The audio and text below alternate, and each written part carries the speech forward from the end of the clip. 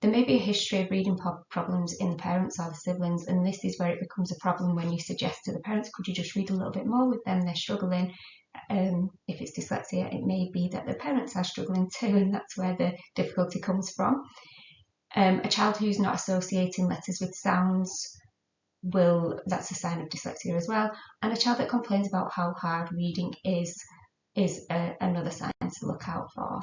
And the not understanding that words come apart, so not understanding that you can break words into syllables, for example. As children go through school, they might find that they're very slow in acquiring their reading skills. Their reading is slow and awkward. They might have trouble reading or reading unfamiliar words. They might make a guess. Now, this is where if you're providing texts that are too hard for a child, don't fit with the phonics that they've been taught, their only option is to guess.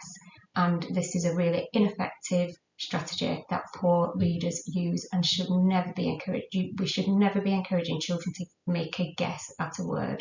That is not how we read. When we get to a word that we don't know, we use our phonic knowledge and our knowledge of morphemes.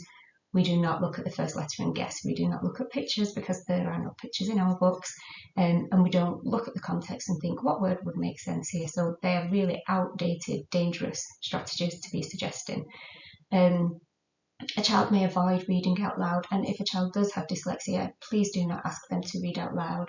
It may be a traumatizing memory that stays with them for the rest of their life.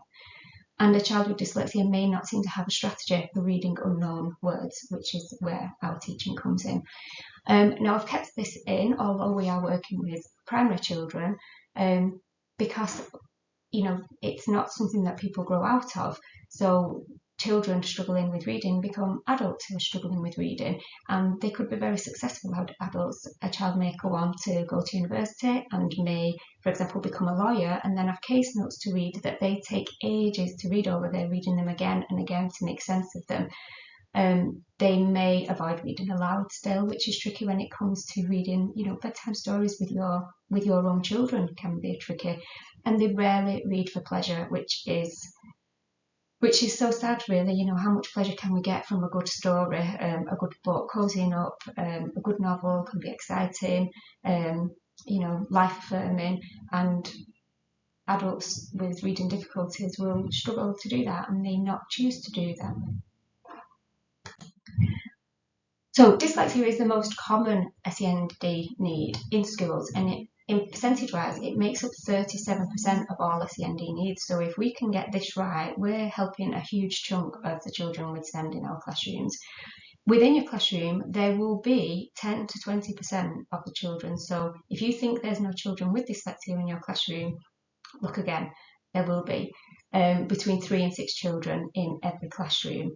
Interestingly, when you look at the prison population, it's around 50% of the prison population have dyslexia. 65% of all UK prisoners have a reading age of below 11 years old. And this quote from Benjamin Zephaniah says, a high percentage of the prison population are dyslexic and a high percentage of the architect population. These are creative people. We can either encourage them into creative careers or creative criminals. So it really is so important that we get this right for the children in our class.